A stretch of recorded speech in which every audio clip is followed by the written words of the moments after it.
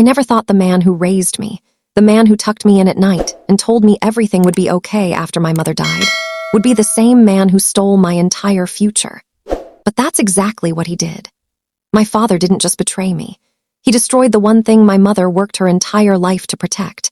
And when I found out what he'd done, I made sure he paid for every single dollar, every single lie, and every single tear I cried believing he loved me.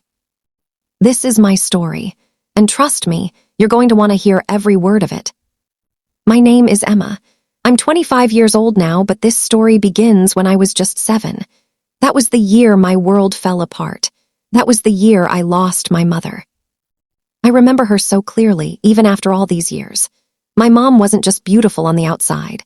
She had this warmth, this glow that made everyone around her feel safe. She was a lawyer, a brilliant one. She worked long hours, but she never made me feel like I wasn't her priority. Every night, no matter how late she came home, she'd sit on the edge of my bed and read me a story. She'd stroke my hair and tell me I was her greatest achievement, not her career, not her success, me. I didn't know it then, but my mother was sick, really sick. She had been diagnosed with stage 4 cancer when I was 6, and the doctors gave her less than 2 years. But she never let me see her pain. She smiled through the chemotherapy. She laughed through the exhaustion. She held me tight through every scary moment, and I never once saw her cry. But she knew she wouldn't be there to watch me grow up, and so she did something incredible. She set up a trust fund for me. Before we go any further, I need you to do something for me. Smash that like button right now. Subscribe to this channel and drop a comment telling me where you're watching from, because what I'm about to tell you is going to shock you, and I want to make sure you don't miss a single moment of this story. My mother's trust fund wasn't just money.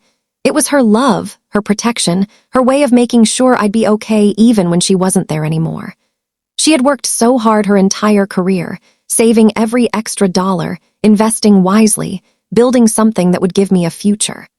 By the time she passed, that trust fund was worth over $1.2 million. $1.2 million. That money was supposed to pay for my education. It was supposed to help me buy my first home. It was supposed to give me the security and freedom to chase my dreams without drowning in debt or struggling to survive. My mother had very specific instructions written into that trust. The money was for me and only me. It was to be used for my education, my health, and my future. But here's the catch. Because I was only 7 when she died, the trust needed a guardian, someone to manage it until I turned 25, someone trustworthy, someone who would honor my mother's wishes and protect what she'd built for me. My father was that person. At the time, it made sense. He was my dad. He loved me. He loved my mother. They'd been married for 10 years, and even though their relationship had its problems, I never doubted that he cared about us. My mother trusted him. Her lawyers advised against it, I found out later, but she insisted. She believed in him. She thought he would do right by me. She was wrong. But I didn't know that yet. When my mother died, I was just a little girl trying to understand why the person I loved most in the world was never coming back. I cried every night for months. I'd wake up screaming, reaching for her, only to find empty space where she used to be. My father held me through those nights. He told me he'd take care of me. He promised me that everything my mother wanted for me would come true. I believed him. The funeral was small. My mother didn't have much family left, just a younger sister, my Aunt Rachel, who lived across the country. My father's side of the family came, but they were never warm people. Cold handshakes. Stiff hugs. They said the right words, but I could tell they didn't really care. The only person who seemed genuinely destroyed was my Aunt Rachel. She sobbed through the entire service. She held me so tight I could barely breathe, and she whispered in my ear, "I'll always be here for you, Emma. Always." I didn't see her much after that. My father said it was too expensive to visit, that we needed to be careful with money. I didn't understand why. I didn't know about the trust fund yet. I just knew that life felt harder, smaller, and lonelier without my mom. In the beginning, my father tried. I'll give him that. He made me breakfast. He drove me to school. He asked about my homework, but there was something missing. He went through the motions, but the love, the warmth, the connection I had with my mother, it just wasn't there. He was distant, distracted, always on his phone or his laptop, always stressed about something I didn't understand. I thought it was grief. I thought he was struggling just like I was, so I tried to be good. I tried not to bother him. I did my homework without being asked. I cleaned my room. I made myself as small and easy as possible because I didn't want to be a burden. And for a while, that's how we lived. Quiet, separate, two people sharing a house but not really sharing a life. I didn't know that behind closed doors, my father was making decisions that would change everything. I didn't know that the man I trusted, the man my mother trusted, was slowly, carefully, methodically draining every cent from the fund she'd built for me. Looking back now, I can see the signs. Little things that didn't make sense at the time, but painted a very clear picture once I knew the truth. When I was 10, my father bought a new car, a really nice one, a luxury sedan that seemed way too expensive for a man who was always complaining about money. When I asked him how he could afford it, he just smiled and said he'd gotten a promotion at work. I didn't think to question it. Why would I? He was my dad. When I was 13, he started taking trips. Weekend getaways, sometimes longer. He'd leave me with a neighbor or, when she could manage it, fly Aunt Rachel in to stay with me. He said the trips were for work, that he was trying to build his career so he could give me a better life. I felt guilty every time he left, like I was holding him back. I wanted him to be happy, so I smiled and told him it was okay. When I was 16, I started thinking about college. I had good grades, really good grades. I wanted to study law like my mother. I wanted to make her proud. I started looking at schools, top-tier universities with incredible programs. I was so excited. I printed out brochures and spread them across the kitchen table, waiting for my father to come home so I could show him. When he finally walked in, I couldn't contain myself. I showed him everything. I told him about the schools, the programs, the opportunities. I told him I wanted to follow in Mom's footsteps. I thought he'd be proud. Instead, his face went pale. He looked at the brochures like they were a death sentence. Then he looked at me, and for the first time, I saw something in his eyes I'd never seen before. Fear. He cleared his throat and sat down. He told me we needed to have a serious conversation. He said that money was tight. He said that my mother's trust fund, while generous, wasn't unlimited. He said that I needed to be realistic. Maybe I should look at state schools. Maybe I should consider community college first. Maybe I should think about getting a job and helping out with expenses. I felt like I'd been slapped. My mother had been a brilliant lawyer. She'd worked her entire life. I knew she'd left me something. I'd overheard conversations at the funeral, whispers about the trust, about how I'd be taken care of. But my father was telling me we didn't have enough. I didn't understand, but I trusted him. So I pushed down my dreams and started looking at cheaper schools. I applied for scholarships. I worked part-time jobs all through my senior year. I did everything I could to make it easier on him. And the whole time, he was lying to me. The whole time, he was spending my money, my future, my mother's love made tangible. He was taking it all, piece by piece, and I had no idea. I went to a state school. It was fine, not what I dreamed of, but I told myself it was enough. I studied hard, I made friends, I tried to build a life. My father paid for the tuition, or at least that's what he told me. He said the trust fund was covering it. He said I should be grateful that my mother had planned ahead. I was grateful. I thanked him. I called him every week to check in. I thought he was sacrificing for me. I had no idea that every dollar he claimed was going to my education. He was pocketing. I had no idea he was falsifying documents, forging records, creating fake tuition payments, while the real bills went unpaid. I had no idea that he'd taken out student loans in my name to cover the actual costs while he siphoned off the trust fund for himself. I had no idea until I turned 25. That was the age my mother had specified in the trust documents. 25. The age when I'd gain full access to whatever was left. The age when I'd finally be free to use my mother's gift the way she intended. I remember the day so clearly. It was a Tuesday. I was working at a small law firm as a paralegal, still dreaming of law school but drowning in debt from undergrad. I'd received a letter in the mail from a law office I didn't recognize. Inside was a notice informing me that I was now of age to take full control of my trust fund. It included instructions on how to access the account and a number to call if I had questions. My heart raced. I'd almost forgotten about the trust. My father had always been so vague about it, and after years of struggling financially, I'd assumed there wasn't much left. But maybe, just maybe, there was something. Enough to help me pay down my loans. Enough to finally go to law school.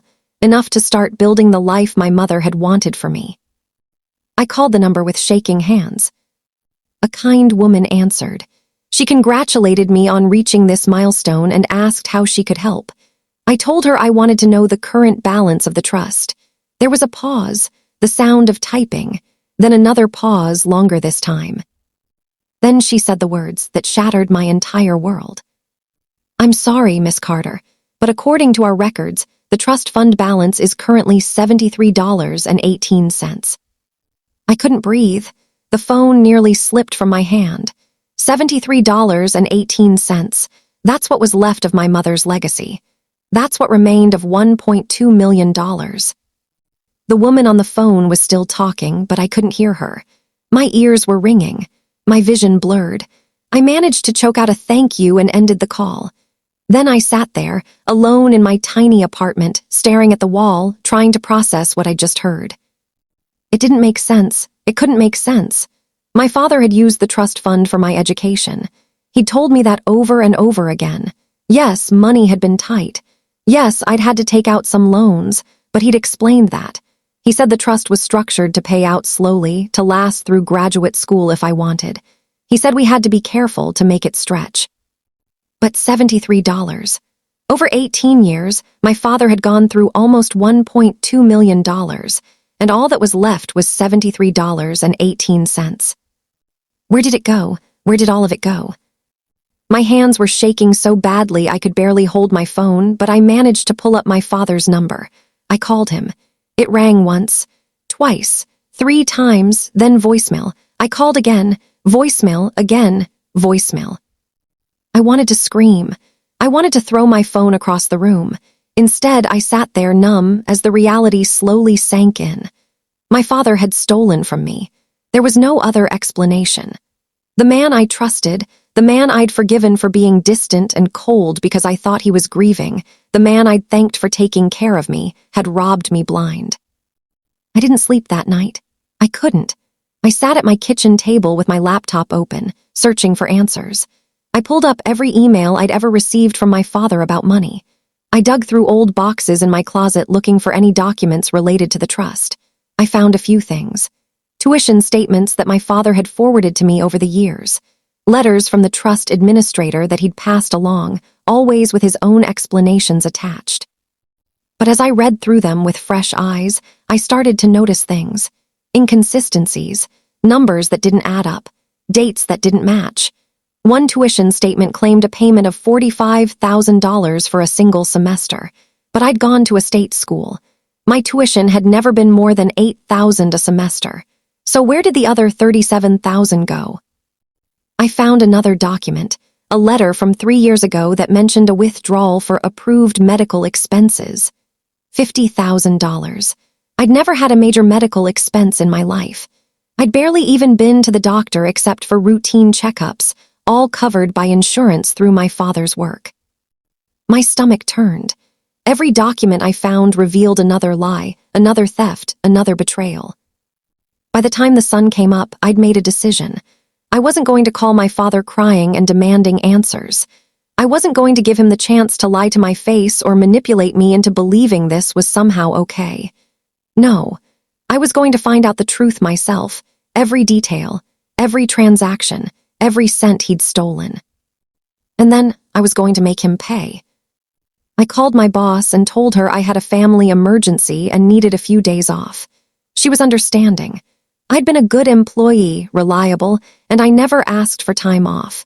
She told me to take the week if I needed it. I needed it. My first stop was Aunt Rachel. I hadn't seen her in almost 2 years. Life had gotten busy, and my father had always discouraged me from visiting her. He said she was unstable, still too torn up about my mother's death, that seeing me just made her sad. I'd believed him because why wouldn't I? But now I wondered what else he'd lied about. I booked a flight that same day. Aunt Rachel lived in Portland, Oregon, about 1,000 miles from my apartment in Denver. It wiped out most of my checking account, but I didn't care. I had to talk to someone who'd known my mother, someone who might have answers. I didn't tell her I was coming. I was afraid she might tell my father, and I couldn't risk that. Not yet. So I just showed up at her door at 9 in the morning on a Thursday, probably looking like I'd been hit by a truck because I basically had been. When she opened the door and saw me standing there, her face went through about 5 different emotions in 3 seconds. Surprise, confusion, concern, and then something else. Something that looked almost like relief. "Emma," she breathed, and then she pulled me into a hug so tight I thought my ribs might crack. She smelled like lavender and coffee, and for just a moment, I let myself break. I sobbed into her shoulder like I was 7 years old again, standing at my mother's funeral. She didn't ask questions. She just held me. Then she pulled me inside, sat me down on her couch, made me a cup of tea, and waited. I told her everything, the phone call, the balance, the documents that didn't make sense, the years of lies. When I finished, I looked up at her, expecting shock or disbelief. Instead, I saw anger, pure, burning anger. "I knew it," she said, her voice shaking. "I knew he was doing something. I tried to warn your mother. I begged her not to put him in charge of that trust. But she loved him. She thought he'd changed. She thought having you would make him a better man." My blood ran cold. "What do you mean changed? Changed from what?" Aunt Rachel looked at me for a long moment, like she was weighing how much to tell me. Then she sighed and sat back in her chair. "Your father wasn't always the man you knew, Emma. Before you were born, he had a gambling problem, a bad one. He lost jobs because of it. He drained savings accounts. He lied constantly. Your mother almost left him twice, but then she got pregnant with you and he swore he'd get help. He went to therapy. He joined a program, and for a while it seemed like he really had changed. He was better, stable. Your mother thought having a child had saved him." I felt sick. Gambling, of course. That explained the missing money. The trips he took that he claimed were for work. The new car, the vague excuses. He hadn't changed at all. He'd just gotten better at hiding it. "Why didn't anyone stop him?" I asked, my voice cracking. "Why didn't you fight for control of the trust? Why didn't someone protect me?" "I tried," Aunt Rachel said, and I could hear the guilt in her voice. "When your mother died, I consulted a lawyer about contesting the trust arrangement. But your mother's will was ironclad. She'd specifically named your father as the trustee. The lawyer said I'd have to prove he was unfit or actively harming you, and at the time I had no evidence. He seemed to be taking care of you. You seemed okay. I was across the country, barely scraping by myself. I didn't have the money for a legal fight, and I was terrified that if I pushed too hard, he'd cut me off from you completely." She reached across and took my hand. "I'm so sorry, Emma. I should have tried harder. I should have found a way." I wanted to be angry at her, but I couldn't. She'd been in an impossible position, and besides, my anger had a target already. My father. "I need to see the original trust documents," I said. "I need to know exactly what my mother set up, what the rules were, what he was supposed to do. Can you help me?" Aunt Rachel nodded. "Your mother gave me a copy, for safekeeping. I have it upstairs." 20 minutes later, I was sitting at her kitchen table with a folder full of documents spread out in front of me. My mother's last will and testament, the trust agreement, letters of instruction. As I read through them, my hands started shaking again, but this time it wasn't from grief. It was from rage. My mother had been so specific, so careful. The trust was to be used exclusively for my benefit. Education, healthcare, housing if necessary, and a lump sum to be released to me at age 25 to help me start my adult life. The trustee, my father, was entitled to a small administrative fee, no more than 2% per year, to compensate him for managing the fund. That was it. He wasn't supposed to touch the principal except for my approved expenses. He was supposed to provide annual reports to an oversight attorney. He was supposed to keep meticulous records.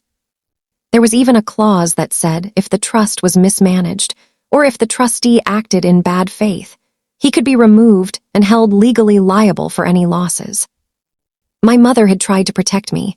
She'd built in safeguards, but somehow my father had gotten around all of them. Who was the oversight attorney? I asked Aunt Rachel. She looked at the documents. A man named Gerald Hutchins. He was a colleague of your mother's. I need to talk to him. Emma, it's been 18 years. He might not even be alive anymore. Then I need to find out. I spent the rest of that day and the next tracking down Gerald Hutchins. It turned out he was very much alive and still practicing law, though he'd semi-retired and only took on a few select cases. I called his office and explained who I was. When I mentioned my mother's name, there was a long pause. Sarah's daughter, he said softly. My God, I haven't heard that name in years. How are you, Emma? Not great, Mr. Hutchins. I need to talk to you about my mother's trust fund. Can we meet? Another pause. Yes, I think we should. He agreed to see me the next morning. I booked a hotel room in Portland and barely slept again. My mind was racing with questions, possibilities, and an anger so deep it felt like it might consume me. Gerald Hutchins's office was in a quiet building downtown. He was older than I expected, probably in his 70s, with white hair and kind eyes. When I walked in, he stood and shook my hand, and I saw sadness in his expression. You look just like her, he said. Your mother was a remarkable woman. Thank you, I managed. Mr. Hutchins, I need to know what happened to my trust fund. He gestured for me to sit, and then he sat across from me, his hands folded on his desk. I assume you've discovered it's gone, he said quietly. My heart skipped. You knew. I suspected. Emma, I'm ashamed to say I failed in my duty to you. Your mother appointed me as oversight counsel specifically to prevent what I believe has happened. I was supposed to receive annual reports from your father detailing all expenditures and the fund's balance. For the first 3 years, he provided them. They seemed legitimate, but then they stopped coming. I reached out multiple times. He always had an excuse. He said he'd sent them, but I must not have received them. He said he was behind on paperwork, but would get them to me soon. He said you were doing fine, and there was nothing to worry about. And you just believed him. I couldn't keep the bitterness out of my voice. No, Gerald said, and I heard shame in his tone. I didn't, but I also didn't push as hard as I should have. I was dealing with my own life, my own cases, and your father was very convincing. He sent me photos of you, updates about school. He made it seem like everything was fine. I told myself that if there was a real problem, someone would alert me. Your aunt, a teacher, someone. When no one did, I let it slide. That was wrong. I failed you, and I failed your mother. I wanted to scream at him. I wanted to tell him that his laziness had cost me everything. But I could see he already knew that. And more importantly, I needed his help. Can I sue him? I asked. Can I get the money back? Gerald leaned forward. Potentially, yes. If we can prove he misused the funds, you can file a civil lawsuit for breach of fiduciary duty. You might also be able to file criminal charges for embezzlement or fraud, depending on what we find. But Emma, these cases are complicated. We'd need evidence, bank records, transaction histories, documentation of where the money went.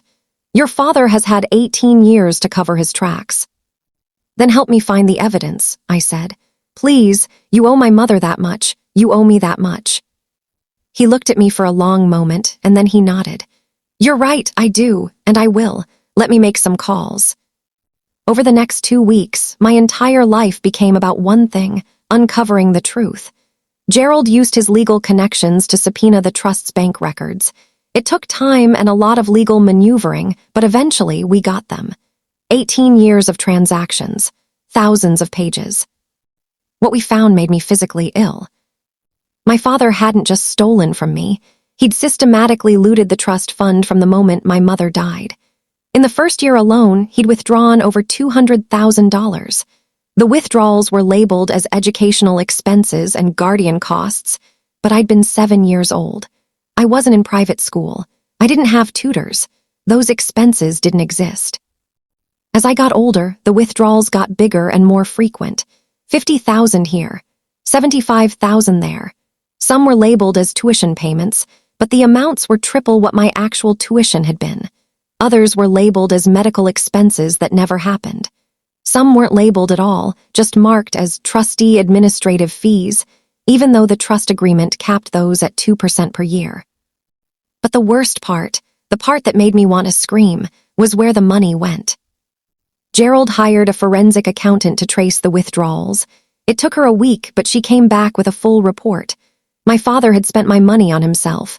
New cars, luxury vacations, a boat, a timeshare in the Bahamas, and yes, just like Aunt Rachel had suspected, gambling. Hundreds of thousands of dollars lost at casinos, online poker sites, sports betting. He'd burned through my entire future to feed his addiction and fund his lifestyle, and he'd done it while looking me in the eye and telling me we had to be careful with money. I sat in Gerald's office, staring at the report, and I felt something shift inside me. The grief and shock I'd been feeling hardened into something cold and sharp. Determination. My father had stolen 18 years from me. He'd stolen my mother's final gift. He'd stolen my education, my dreams, my security. Now I was going to steal something from him. His freedom, his reputation, his future. I looked up at Gerald. What do we do next? He smiled, and it wasn't a kind smile. It was the smile of a lawyer about to go to war. We build a case that will bury him. Building a case took time, more time than I wanted.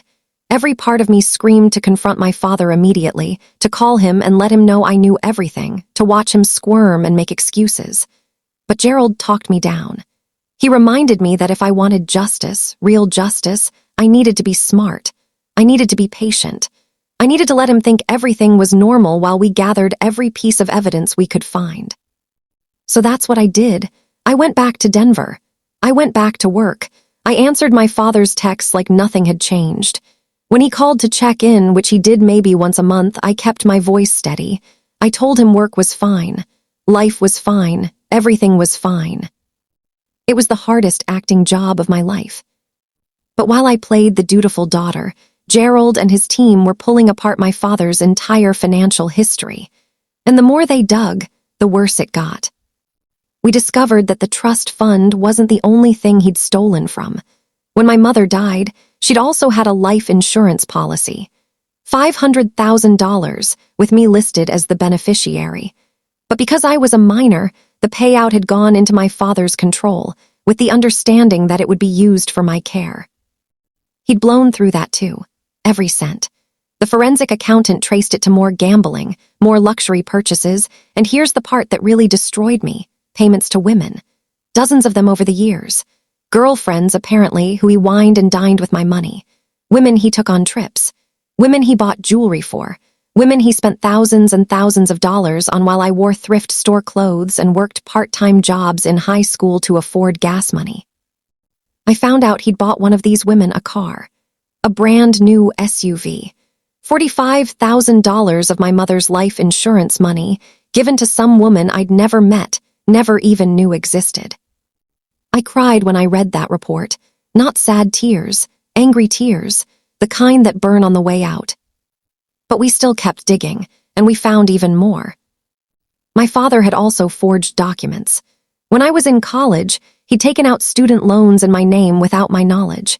He did this by intercepting my mail and forging my signature on the applications. The loan money was supposed to go toward tuition. Instead, he'd pocketed it. He paid just enough of my actual tuition from the trust fund to keep the school from kicking me out, and he kept the rest. That's why I'd graduated with so much debt.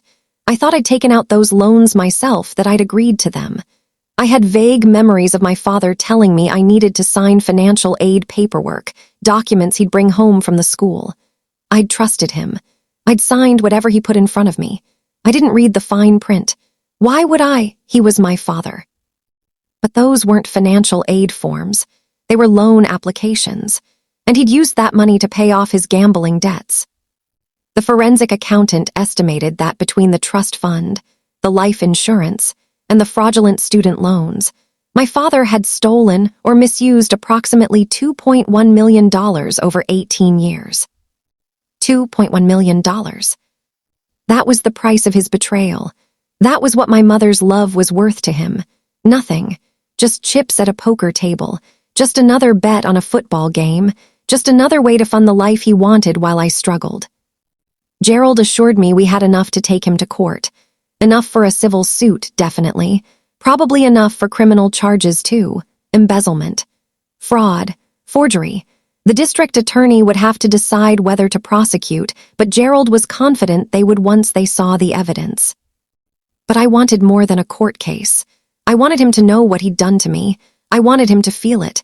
So Gerald and I came up with a plan. We would gather every single piece of evidence. Every bank record, every receipt, every forged document. We'd organize it into a presentation, a timeline of his theft. Then we'd invite him to a meeting under the pretense of discussing my future, maybe asking for his advice on something. And once he was there, once he was sitting across from me, I'd show him everything. I'd watch the color drain from his face. I'd watch him realize that I knew, that I'd always know, that his lies were over. And then, after he'd had a chance to sit in his own guilt and fear, we'd file the lawsuit. We'd press charges. We'd take him apart piece by piece, legally and publicly. It took 6 weeks to gather everything. 6 weeks of living a double life. 6 weeks of pretending I didn't know my father was a thief and a liar. 6 weeks of sleepless nights and an anger that sat in my chest like a stone. But finally, we were ready. I called my father on a Sunday afternoon. He answered on the third ring, his voice distracted like always. "Hey, sweetheart, what's up?" Sweetheart. The word made my skin crawl, but I forced myself to sound normal. "Hey, Dad. I was hoping we could meet up sometime this week. I want to talk to you about something important." There was a pause. "Is everything okay?" "Yeah, everything's fine. I've been thinking about my future, about maybe going to law school, and I wanted your advice. I know it's expensive, and I wanted to talk through my options." Another pause. I could practically hear him calculating, trying to figure out if this was a trap, but his ego won out. Of course it did. He probably thought I was coming to ask him for money or to thank him for everything he'd done for me. "Sure, honey, I'd love to help. When were you thinking?" "How about Thursday? There's a coffee shop near my office. We could meet at 6. "Thursday at 6. I'll be there." "Thanks, Dad. See you then." I hung up and stared at my phone. 4 more days. 4 more days, and he'd know that his lies had finally caught up with him. Gerald wanted to be there for the confrontation, but I told him no. This was something I needed to do alone, just me and my father. He understood, but he made me promise to record the conversation. Colorado was a one-party consent state, meaning I could legally record without telling him. Whatever he said could be used as evidence later. I agreed. I wanted a record of this too. I wanted to be able to listen back and remember the moment everything changed. Thursday came faster and slower than I expected. I barely ate. I barely slept. I ran through the confrontation in my head 1,000 times, imagining what he'd say, how he'd react. Would he deny it? Would he try to justify it? Would he apologize? I honestly didn't know, and that scared me more than anything. I got to the coffee shop 30 minutes early. I chose a table in the back corner, away from the crowd. I set up my phone in my purse, angled so the microphone would pick up our conversation. I ordered a coffee I didn't drink and waited. At exactly 6 o'clock, my father walked through the door. He looked the same as always. Average height, graying hair, lines around his eyes that made him look tired. He was wearing jeans and a button-up shirt, nothing fancy. To anyone watching, he looked like a normal dad meeting his daughter for coffee. No one would guess what he'd done, what he was. He spotted me and smiled. That smile used to make me feel safe. Now it made me nauseous. He walked over, leaned down, and kissed the top of my head. "Hey, kiddo. Sorry I'm a few minutes late. Traffic was a nightmare." "It's okay," I said, my voice steadier than I expected. "Thanks for coming." He sat down across from me and folded his hands on the table. "So, law school, huh? That's a big step. I think it's great that you want to follow in your mom's footsteps." My mom, he said it so casually, like he had any right to talk about her, like he hadn't destroyed everything she'd built for me. I took a slow breath. This was it. "Actually, Dad, that's not really why I asked you here." His smile faltered just a little. "Oh, what's going on?" I reached into my bag and pulled out a folder, a thick folder. I set it on the table between us. His eyes flicked down to it, then back to me. "What's that?" he asked. "That," I said, "is 18 years of bank records, transaction histories, and evidence of every dollar you stole from me." The color drained from his face. For a moment, he just stared at me, his mouth slightly open, like he couldn't quite process what I'd said. "Emma, what are you talking about?" "Don't," I said, and my voice was cold, colder than I'd ever heard it. "Don't you dare lie to me, not anymore. I know everything, Dad. I know about the trust fund. I know you drained it. I know about Mom's life insurance. I know about the forged student loans. I know about the gambling, the cars, the trips, the women. I know all of it." He opened his mouth, closed it, opened it again. "Sweetheart, I think there's been some kind of misunderstanding." "There's no misunderstanding," I said. I opened the folder and pulled out the first document. A bank statement showing a withdrawal of $75,000 labeled educational expenses from the month I turned 9. This withdrawal, what was it for? He glanced at it, and I saw panic flash across his face. "That was for your school." "I went to public school. It was free. Try again." "It was for tutoring, supplies. I don't remember every detail, Emma. It was 16 years ago." I pulled out another document. "What about this one? $50,000 for medical expenses when I was 14. I didn't have any medical expenses. I was perfectly healthy." "You had braces." "Braces cost $4,000 and insurance covered half. Where's the other $46,000? He was sweating now. I could see beads forming on his forehead. "I don't know. I'd have to look at my records." "I have your records," I said. "All of them. I had a forensic accountant go through every transaction. I know where the money went, Dad. I know about the casinos. I know about the online poker. I know you bought a woman named Jennifer a car with my mother's life insurance money. I know you spent my college fund on a timeshare in the Bahamas." His hands were shaking now. He reached for his coffee, but he didn't have one. He'd been too flustered to order. "Emma, listen to me." "No," I interrupted. "You listened to me. For 18 years, you looked me in the eye and lied. You told me we didn't have money for the things I needed while you spent hundreds of thousands of dollars on yourself. You told me I had to go to a cheap school, had to take out loans, had to work myself to the bone while you gambled away my future. Mom trusted you. She believed you'd take care of me, and you spat on her memory. You stole from her grave." Tears were streaming down my face now, but I didn't care. I was done holding back. "I'm sorry," he said, and his voice cracked. "Emma, I'm so sorry. I had a problem. I tried to stop, I really did, but I couldn't. It was an addiction. I never meant to hurt you." "You never meant to hurt me," I repeated, my voice rising. "You forged my signature. You put me in debt. You stole $2 million from me. How is that not hurting me?" "I was going to pay it back," he said desperately. "I swear I had a plan. I was going to win it back and put it all back in the trust before you turned 25. You were never supposed to know." I laughed. It was a bitter, hollow sound. "You were going to gamble your way into paying me back. Do you hear yourself? Do you hear how insane that sounds?" He buried his face in his hands. His shoulders shook. He was crying. My father, the man who'd barely shown emotion my entire life, was sobbing in a coffee shop. I felt nothing. No sympathy, no pity, nothing. "I've already filed a lawsuit against you," I said quietly. "Breach of fiduciary duty, fraud, embezzlement. My lawyer estimates I'll be able to recover a significant portion of what you stole, either from your assets or through a judgment. I've also turned all of this evidence over to the district attorney. They're reviewing it for potential criminal charges." His head snapped up. "Criminal charges? Emma, please, you can't. I'll go to prison." "You should go to prison," I said.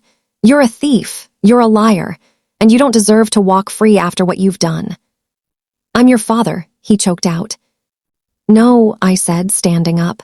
"You're not. A father protects his child. A father sacrifices for his child. You did the opposite. You used me. You stole from me. You destroyed the one thing my mother left to keep me safe. You're not my father. You're just a man who shares my DNA." I picked up the folder and put it back in my bag. I looked down at him one last time. He looked small, broken, pathetic. "I hope it was worth it," I said. I hope every dollar you spent, every bet you made, every moment of whatever happiness you got from my money was worth it, because it cost you everything. You'll never see me again. You'll never hear from me again. As far as I'm concerned, you died the same day Mom did." And then I walked out. I made it to my car before I started shaking. I sat in the driver's seat, gripping the steering wheel, gasping for air. I'd done it. I'd confronted him. I'd said everything I needed to say. And now, the real fight would begin. The next few months were a blur of legal proceedings, depositions, and court dates. If I thought uncovering my father's theft was painful, actually fighting him in court was something else entirely. It was exhausting. It was consuming. There were days I wanted to give up, to just walk away and try to move on with my life. But then I'd remember my mother's face. I'd remember the trust fund she'd worked so hard to build. I'd remember every lie my father had told me. And I'd find the strength to keep going. Gerald filed the civil lawsuit first. We sued my father for breach of fiduciary duty, fraud, conversion of funds, and emotional distress. We asked for full restitution of the $2.1 million he'd stolen, plus interest, plus punitive damages, plus all of our legal fees. It was a massive sum, more money than my father had or could ever hope to have. But that wasn't the point. The point was to hold him accountable, to make sure there was a legal record of what he'd done. My father hired a lawyer, not a good one. He couldn't afford a good one because, as it turned out, he was completely broke. All that money he'd stolen, and he had nothing to show for it. No savings, no investments, just debt. The lawyer he found was a solo practitioner who worked out of a strip mall. The kind of lawyer who takes cases he knows he'll lose just to pay his own bills. At the first hearing, I saw my father for the second time since our confrontation at the coffee shop. He looked worse.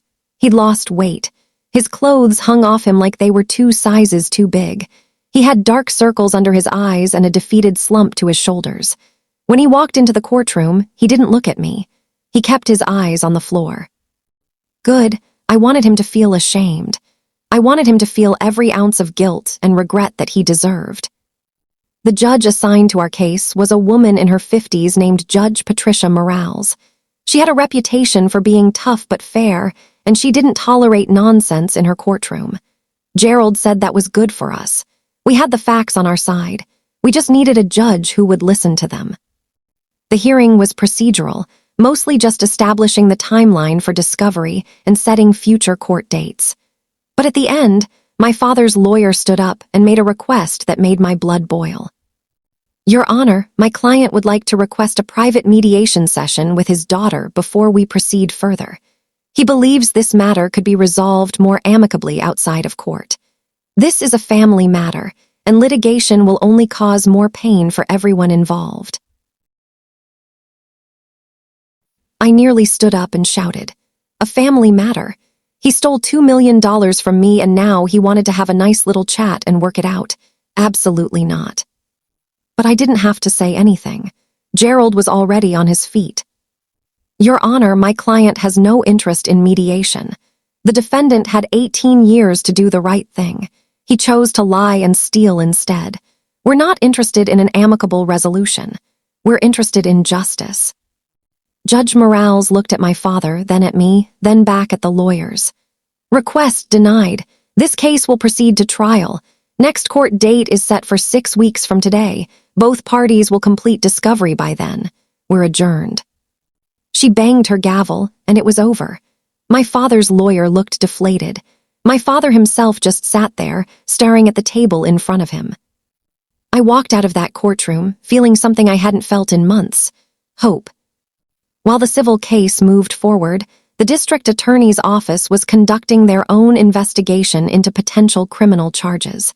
They'd received all of our evidence, and they assigned a prosecutor named David Chen to review it. Gerald had worked with David before and said he was thorough and aggressive. Exactly what we needed. I met with David 3 times over the next month. Each meeting, he asked me questions about my childhood, about my father's behavior, about specific transactions and dates. He wanted to understand not just what my father had done, but the pattern of behavior, the intent behind it. He explained that for criminal charges to stick, they'd need to prove my father had acted deliberately and with the intention to defraud me. Given the evidence we had, David was confident they could do that. 6 weeks after our first hearing, the district attorney's office announced they were filing criminal charges against my father. 3 counts of embezzlement, 2 counts of fraud, 1 count of identity theft for the forged student loans. Each count carried a potential prison sentence of up to 5 years. When I heard the news, I cried. Not sad tears, relief, validation. Someone in power had looked at what my father did and agreed that it was wrong, that it was criminal, that he deserved to be punished. The criminal case moved faster than the civil one. My father was arrested, booked, and released on bail. His bail was set at $50,000, which he couldn't pay, so he had to use a bail bondsman. That meant he had to scrape together $5,000 just to stay out of jail while he waited for trial. I wondered where he got the money. Probably borrowed it from whatever friends he had left, if he had any friends left at all. The local news picked up the story. It wasn't a huge story, not national headlines or anything like that, but it made the Denver papers and the local TV news. Man accused of stealing trust fund from daughter, the headlines read. They didn't use my name because I was technically the victim, but they used my father's, Richard Carter. They showed his mugshot on TV. They interviewed legal experts who talked about how trust fund theft was more common than people realized, and how difficult it was to prosecute. My father's face was everywhere, and everyone knew what he'd done. My phone started ringing. Old family friends, people from my childhood, even a few of my father's relatives, people I hadn't spoken to in years. Most of them called to tell me they were sorry, that they had no idea, that they supported me. A few called to defend him, to say he was a good man who'd made mistakes, to ask if I really wanted to destroy my own father. I stopped answering calls from numbers I didn't recognize. But there was one call I did take, Aunt Rachel. She'd been with me through all of this, checking in regularly, offering support however she could. When the news broke, she called me sobbing. "Your mother would be so proud of you," she said. "You're so strong, Emma, so much stronger than I ever was." "I'm not strong," I told her. "I'm just angry." "Then be angry," she said. "You've earned it, and you use that anger to make sure he never does this to anyone else." That's exactly what I intended to do. The civil trial came first. It lasted 3 days. 3 days of sitting in a courtroom, listening to lawyers argue, watching my father squirm on the witness stand as Gerald tore apart his excuses one by one. My father's defense was exactly what I expected. He claimed he'd used the money for my benefit. He claimed the expenses were legitimate, that he'd kept records but lost them over the years. He claimed he'd always intended to repay anything he'd borrowed. He painted himself as a struggling single father who'd done his best in an impossible situation. Gerald destroyed him. He presented the bank records, the receipts for luxury purchases, the casino transaction logs showing hundreds of deposits, the proof that my actual tuition had been a fraction of what my father claimed to have spent, the forged loan documents, the testimony from the forensic accountant who traced every dollar. And then Gerald called me to the stand. I'd been nervous about testifying. I'd never done anything like it before. But once I was up there, once I was looking out at the courtroom and I saw my father sitting at the defendant's table, all my nervousness disappeared. This was my chance to tell the truth, my chance to be heard. Gerald asked me to describe my childhood. I told the court about my mother, about how hard she worked, about how much she loved me. I told them about the day she died and how my father promised to take care of me. I told them about wearing second-hand clothes while my father drove a luxury car. I told them about working minimum wage jobs in high school while he took weekend trips to Vegas. I told them about giving up my dream schools because he said we couldn't afford it, while he was spending my trust fund money on his girlfriends. I told them everything and I didn't cry. I didn't break down. I just spoke calmly and clearly, letting the facts speak for themselves. When I was done, Gerald asked me one final question. "Emma, what did your father steal from you?" I looked right at my father. He was staring down at the table, refusing to meet my eyes. "He stole my future," I said. "He stole my mother's legacy. He stole 18 years of security and opportunity. He stole my ability to trust, to feel safe. He stole the person I could have become if I'd had the resources my mother worked so hard to give me. He didn't just steal money, he stole everything. The courtroom was silent. Even the judge looked moved. My father's lawyer cross-examined me, but there wasn't much he could do. He tried to paint me as ungrateful, as bitter, as exaggerating for sympathy. But the evidence didn't lie. The numbers didn't lie. I didn't need sympathy. I had the truth. After 3 days of testimony, both sides rested. The judge said she'd review all the evidence and issue a ruling within 2 weeks. Those 2 weeks were the longest of my life. I tried to go about my normal routine, but I couldn't focus on anything. Work felt meaningless. Sleep was impossible. All I could do was wait and hope that justice would actually be served. Finally, the call came. Gerald's voice was calm, but I could hear the satisfaction underneath. "We won," he said. "Complete victory." I had to sit down. What did she award? Full restitution of $2.1 million plus 18 years of accrued interest at the legal rate. That brings it to just over $3 million total, plus punitive damages of another $1 million for the egregious breach of trust, plus all of our legal fees, which totaled about $150,000. In total, your father has been ordered to pay you $4.1 million. $4.1 million, more than twice what he'd stolen. My mother's trust fund, fully restored, plus damages for what he'd done. And one more thing, Gerald continued. The judge was scathing in her written opinion. She called his actions reprehensible, calculated, and a complete betrayal of the most fundamental duty a parent has to their child. This ruling will follow him for the rest of his life. Even if he declares bankruptcy, and he probably will, trust fund theft judgments are non-dischargeable. He'll owe you this money until the day he dies. I closed my eyes. Thank you, Gerald. Thank you for everything. You did this, Emma. You fought for yourself. I just helped you navigate the system. We hung up and I sat there in my apartment, holding my phone, trying to process what had just happened. I'd won. Legally, officially, I'd won. But the fight wasn't over yet. The criminal trial was still coming. And that's where my father would truly face the consequences of what he'd done. The criminal trial was set for 2 months later. In the meantime, the civil judgment had been entered, and the process of trying to collect began.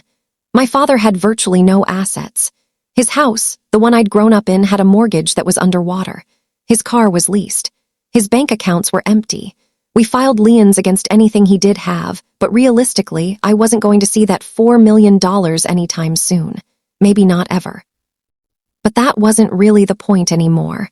The point was that there was a legal document signed by a judge that said my father was a thief. That said he owed me everything he'd taken and more. That said what he'd done was wrong. No amount of money could give me back the childhood I should have had. But that judgment was the next best thing. It was validation. It was proof. It was justice, at least the civil kind. The criminal kind was still to come.